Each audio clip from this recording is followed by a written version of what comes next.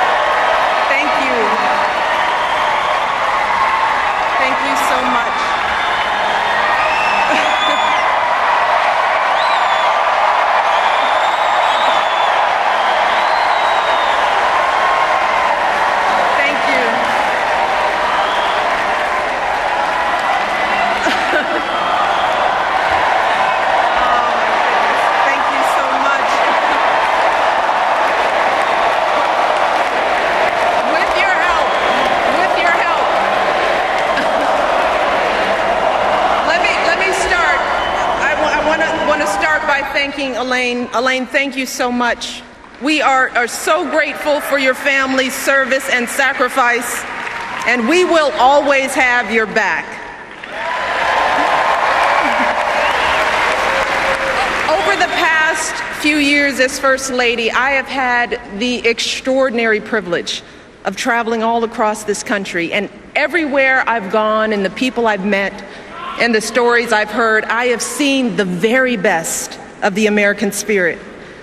I have seen it in the incredible kindness and warmth that people have shown me and my family, especially our girls.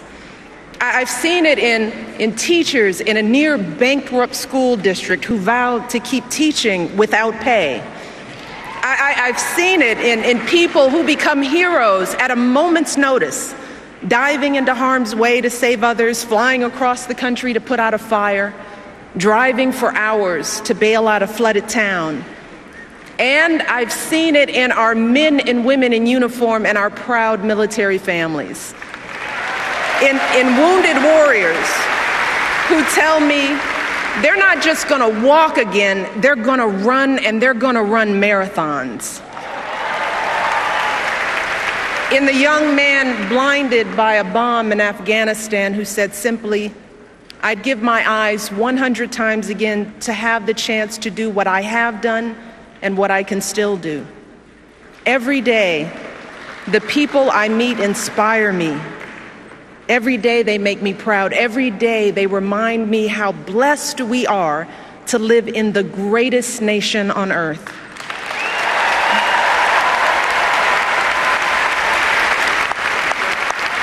Serving as your First Lady is an honor and a privilege. But back when we first came together 4 years ago, I still had some concerns about this journey we'd begun.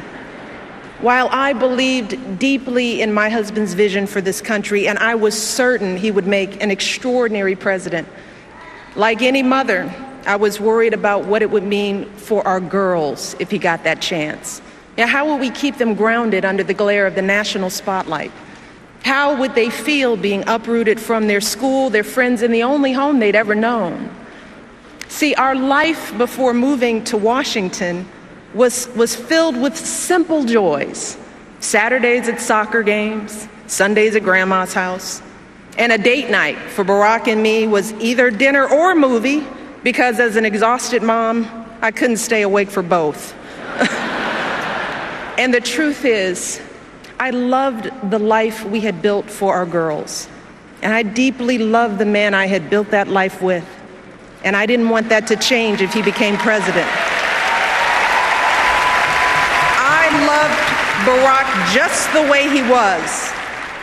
You see, even back then, when Barack was a senator and a presidential candidate, to me, he was still the guy who picked me up for our dates in a car that was so rusted out, I could actually see the pavement going by in a hole in the passenger side door. He was the guy whose proudest possession was a coffee table he'd found in a dumpster, and whose only pair of decent shoes was a half size too small. But see, when Barack started telling me about his family, see, now that's when I knew I had found a kindred spirit, someone whose values and upbringing were so much like mine. You see, Barack and I were both raised by families who didn't have much in the way of money or material possessions, but who had given us something far more valuable: their unconditional love, their unflinching sacrifice, and the chance to go places they had never imagined for themselves. My father was a pump operator at the city water plant, and he was diagnosed with multiple sclerosis when my brother and I were young. And even as a kid, I knew there were plenty of days when he was in pain. And I knew there were plenty of mornings when it was a struggle for him to simply get out of bed. But every morning, I watched my father wake up with a smile, grab his walker, prop himself up against the bathroom sink, and slowly shave and button his uniform. And when he returned home after a long day's work, my brother and I would stand at the top of the stairs of our little apartment, patiently waiting to greet him, watching as he reached down to lift one leg and then the other to slowly climb his way into our arms. But despite these challenges, my dad hardly ever missed a day of work. He and my mom were determined to give me and my brother the kind of education they could only dream of. And when my brother and I finally made it to college, nearly all of our tuition came from student loans and grants, but my dad still had to pay a tiny portion of that tuition himself. And every semester he was determined to pay that bill right on time, even taking out loans when he fell short.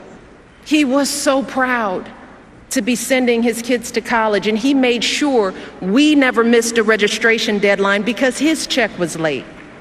You see, for my dad, that's what it meant to be a man. Like so many of us. That was the measure of his success in life, being able to earn a decent living that allowed him to support his family. And as I got to know Barack, I realized that even though he had grown up all the way across the country, he'd been brought up just like me. Barack was raised by a single mom who struggled to pay the bills and by grandparents who stepped in when she needed help. Barack's grandmother started out as a secretary at a community bank, and she moved quickly up the ranks, but like so many women, she hit a glass ceiling. And for years, men no more qualified than she was, men she had actually trained, were promoted up the ladder ahead of her, earning more and more money while Barack's family continued to scrape by. But day after day, she kept on waking up at dawn to catch the bus, arriving at work before anyone else, giving her best without complaint or regret. And she would often tell Barack, "So long as you kids do well, Bear, that's all that really matters." Like so many American families, our families weren't asking for much. They didn't begrudge anyone else's success or care that others had much more than they did. In fact, they admired it. They simply believed in that fundamental American promise that even if you don't start out with much, if you work hard and do what you're supposed to do, you should be able to build a decent life for yourself and an even better life for your kids and grandkids. That's how they raised us. That's what we learned from their example. We learned about dignity and decency, that how hard you work matters more than how much you make, that helping others means more than just getting ahead yourself. We learned about honesty and integrity, that the truth matters, that you don't take shortcuts or play by your own set of rules. And success doesn't count unless you earn it fair and square. We learned about gratitude and humility, that so many people had a hand in our success, from the teachers who inspired us to the janitors who kept our school clean. And we were taught to value everyone's contribution and treat everyone with respect. Those are the values that Barack and I and so many of you are trying to pass on to our own children. That's who we are. And standing before you 4 years ago, I knew that I didn't want any of that to change if Barack became president. Well, today, after so many struggles and triumphs and moments that have tested my husband in ways I never could have imagined, I have seen firsthand that being president doesn't change who you are. No, it reveals who you are.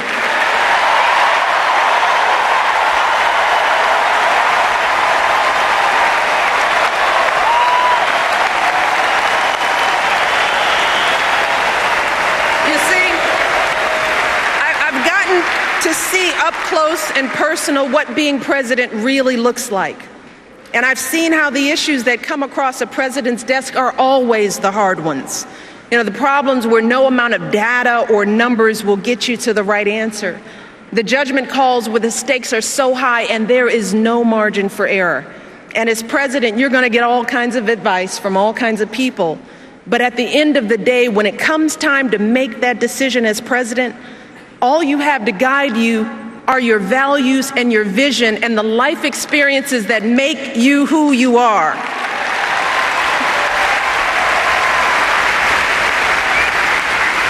So when it comes to rebuilding our economy, Barack is thinking about folks like my dad and like his grandmother. He's thinking about the pride that comes from a hard day's work. That's why he signed the Lilly-led Better Fair Pay Act, to help women get equal pay for equal work. That's why he cut taxes for working families and small businesses and fought to get the auto industry back on its feet. That's how he brought our economy from the brink of collapse to creating jobs again, jobs you can raise a family on, good jobs, right here in the United States of America.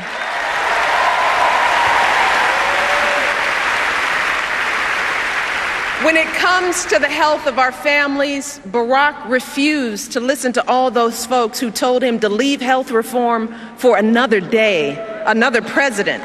He didn't care whether it was the easy thing to do politically. No, that's not how he was raised.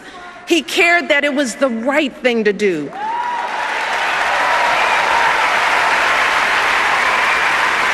He did it because he believes that here in America, our grandparents should be able to afford their medicine. Our kids should be able to see a doctor when they're sick. And no one in this country should ever go broke because of an accident or an illness.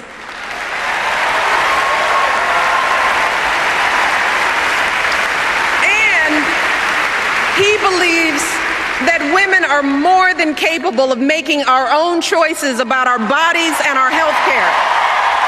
That's what my husband stands for.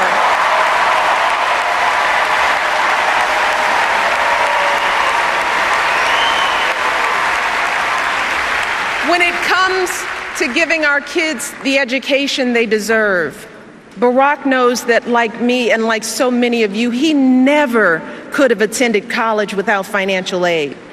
And believe it or not, when we were first married, our combined monthly student loan bill was actually higher than our mortgage.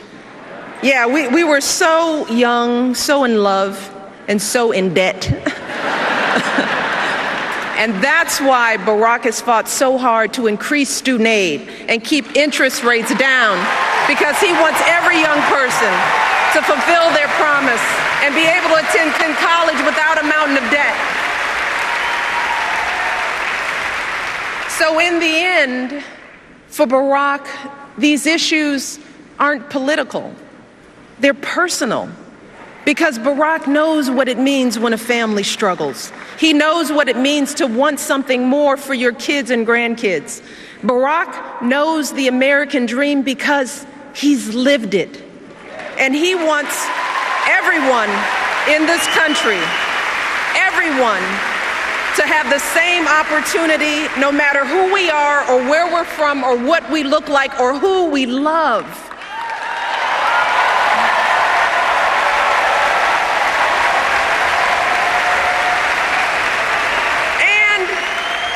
He believes that when you've worked hard and done well and walked through that doorway of opportunity, you do not slam it shut behind you. No, you reach back and you give other folks the same chances that help you succeed.